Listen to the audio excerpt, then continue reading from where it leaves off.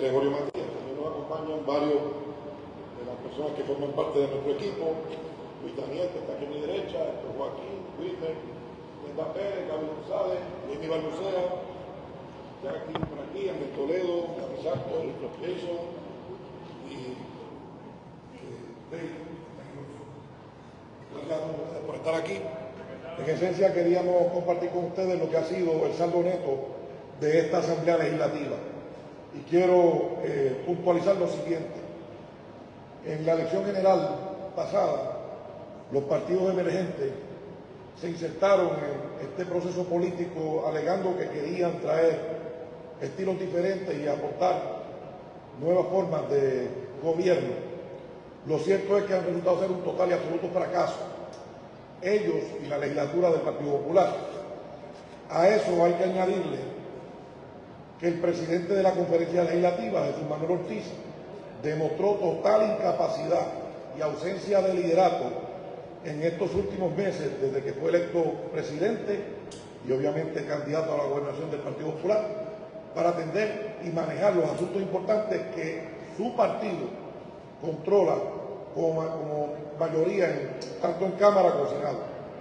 Para que podamos poner en perspectiva la incapacidad y la pobre productividad de la Asamblea Legislativa actual, vamos a comparar tres asambleas legislativas.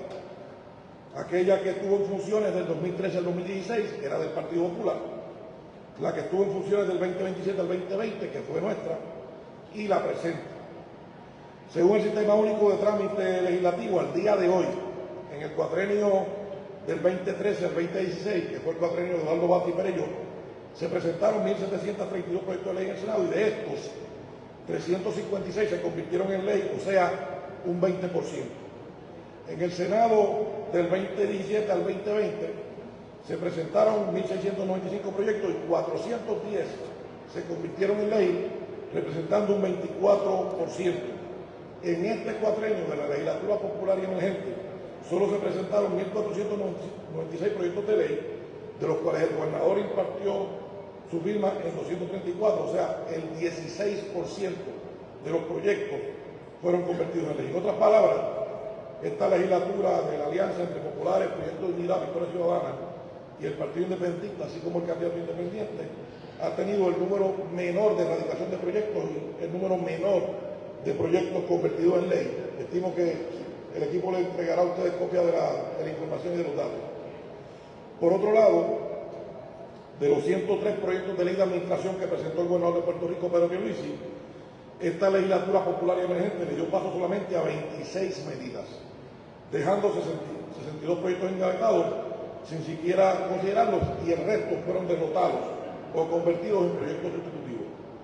En relación a los nombramientos, que es un dato revelador e importante, de los 664 nombramientos sometidos por el gobernador, se actuó sobre 417, o sea, el 62%, viéndose el gobernador obligado a retirar 256 nombramientos para que no fueran colgados. Recuerden ustedes los casos del compañero Laisel Hamel, a quien colgaron como secretario de Estado, la señora Ana Martínez de PIX y la doctora Magali Rivera de Educación, entre muchos otros, al igual que algunos comisionados de la Comisión Industrial. Gente que estaba preparada y lista para servir al gobierno, que sencillamente fueron rechazados por pertenecer al Partido No Progresista. Por otro lado, el gobernador ha impartido un 59% de aprobación a las medidas presentadas ante su consideración. Solamente 185 vetos a medidas que afectaban finanzas o no le hacían justicia social a nuestra gente. Entre los proyectos de ley que nos atendieron está el proyecto de generación de energía mediante hidrógeno, la nueva ley del sistema de protección de activos, la nueva visión del Instituto de Convenciones y Entretenimiento, la ley de registro de mascotas, la vacunación de rabia, la legislación para permitir programas, y además no se atendió el asunto del tema climático porque el Senado Popular decidió dejarlo para la próxima Asamblea Legislativa. No tuvieron, según ellos alegan, el tiempo para atenderlo. Pero les recuerdo a ustedes que este Senado, al igual que la Cámara del Partido Popular, se caracterizó por los largos periodos de receso.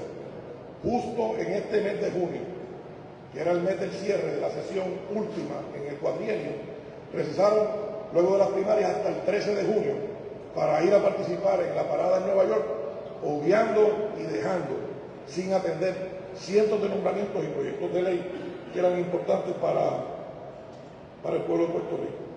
Así que esta Asamblea Legislativa no logró absolutamente nada, y lo único que podemos recordar de esta Asamblea Legislativa que controla el Partido Popular y el Partido Emergente son las controversias entre el presidente de la Cámara y el presidente del Senado y la ausencia de proyectos que impacten positivamente la vida cotidiana de los puertorriqueños. Por otro lado, si examináramos el récord de los partidos emergentes, Victoria Ciudadana, el PIB, Proyecto de Unidad y el Senador Independiente, tampoco aportaron legislación importante.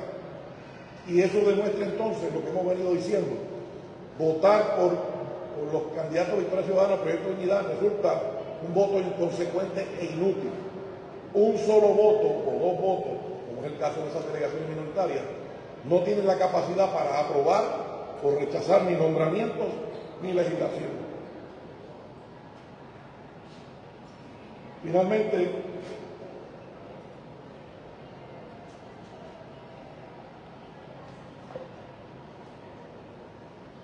Finalmente, quiero recordar que a pesar de que dijeron que iban a tener comportamientos diferentes, la representante Mariana Nogales y la representante Elisi Burgos, Victoria Ciudadana y Proyecto de Unidad, respectivamente, enfrentaron casos criminales y éticos por apartarse de la conducta que corresponde a los legisladores del gobierno de Puerto Rico.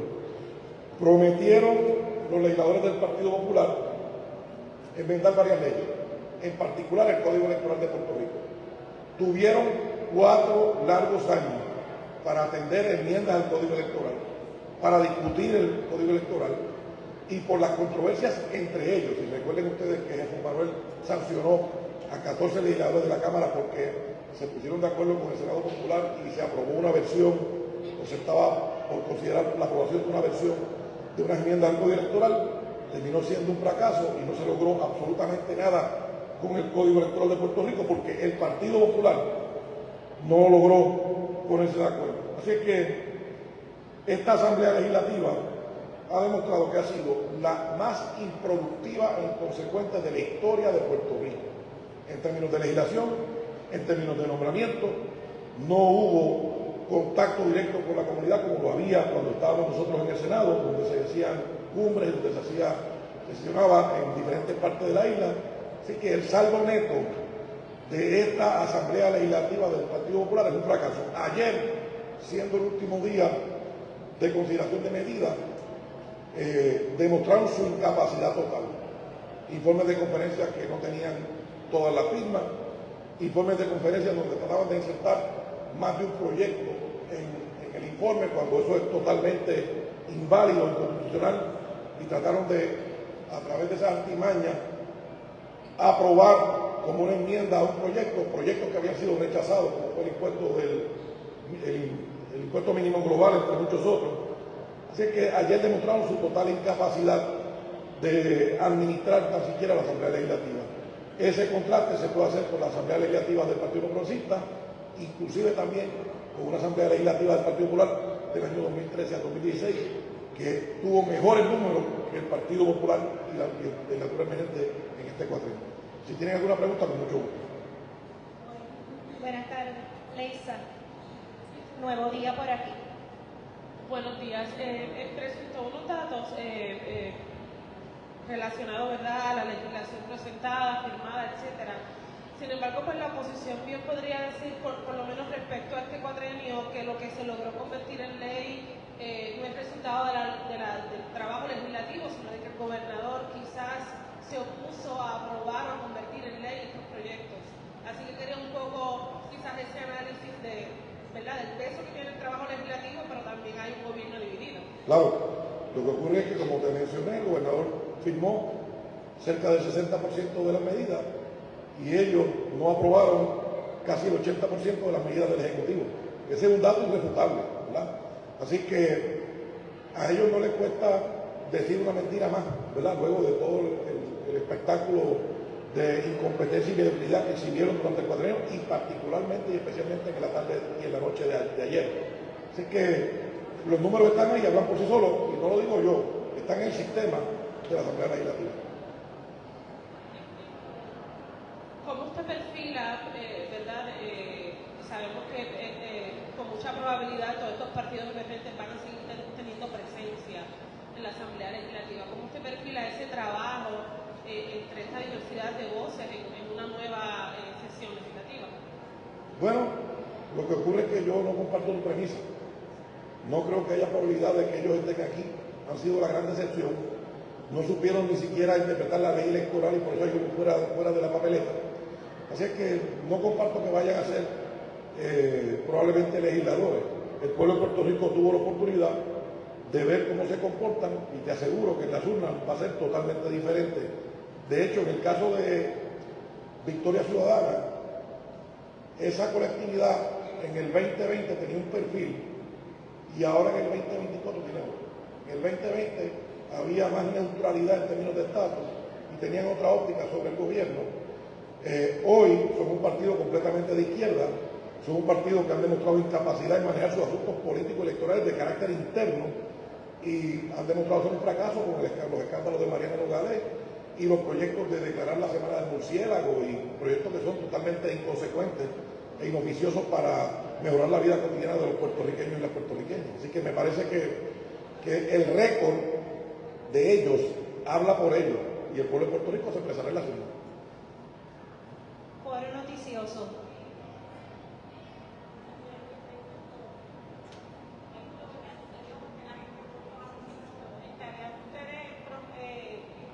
Haciendo campaña o haciendo un llamado a que se vote. Bueno, sí, siempre lo hemos hecho, pero déjame poner en perspectiva lo siguiente. En el caso del Proyecto Dignidad, que se autoproclaman los defensores de los principios y los valores y de los postulados cristianos, pues demostraron ser incapaces. Un ejemplo, el proyecto del Senado 495, que presentó la senadora Rodríguez Bebe, pasó al Senado porque el PNP lo impulsó. En la Cámara el Partido Popular se lo detuvo, que ya tienen un solo voto, ya que tienen un solo voto. Son incapaces de promover, defender o lograr nada. Entonces critican a los partidos principales, por ejemplo al PNP, y ellos no han tenido la capacidad de hacer absolutamente nada. Y tuvieron la oportunidad, porque si aquellos que critican lo que llaman el bipartidismo, si aquellos que critican a los partidos rojos y azules quieren tener mayoría, tienen que postular suficientes candidatos para lograr la mayoría. Pero entonces es una mentira al pueblo de Puerto Rico, es un engaño, un fraude, porque postulan solamente uno en la Cámara y uno por acumulación y no están completos necesariamente en los distritos, los partidos emergentes, y no tienen posibilidades. Así que, ¿de qué es que están hablando? ¿Verdad? De pura retórica. Es un voto inútil que los conservadores voten por el Partido Proyecto de Dignidad. Totalmente inútil y beneficioso.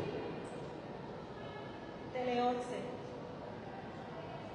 Buenos días. Sin duda, pues preocupa la cantidad de proyectos que se han visto afectados y que no se aprobaron. De hecho, tuvimos la oportunidad de hablar con varios enfermeros y portavoces que los veo por aquí presentes. Ellos pues le están pidiendo al gobernador Pedro Pierluisi que apruebe el proyecto 1035 para bajar la carga laboral. ¿Su reacción al respecto? Pues sencillamente contó con nuestro voto el proyecto. Pueden hacerle llegar la comunicación al gobernador. Nosotros, si votamos a favor, pues lo patrocinamos. No, Permiso. Permiso.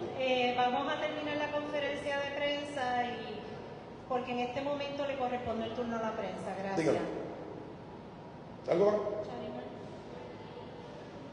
¿De otro tema?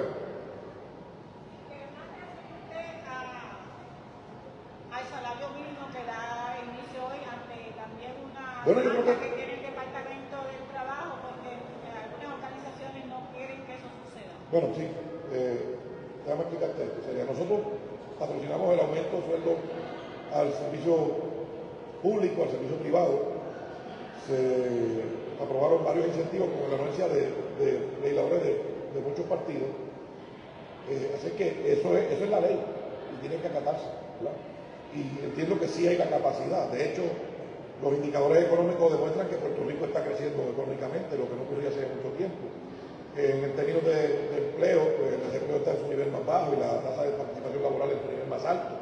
Así es que la economía está está mostrando señales de recuperación y crecimiento, por lo cual no hay razón para que no se patrocine o se conceda los aumentos salariales, particularmente a los menos afortunados económicamente. Vamos a concluir nuestra conferencia con WKQ. Gracias. Sí, saludos. Quisiera una reacción referente a que además del aumento salarial también tenemos un aumento en la factura de la luz, otro aumento en lo que es la factura del agua. ¿Qué se le puede decir a los ciudadanos o qué pueden esperar por parte del Partido Nuevo Progresista en medio de la crisis energética? Muy bien. Primero que nada, tengo que plantear lo siguiente. El aumento que pidió Luma se concedió en una cantidad menor a la que pidió.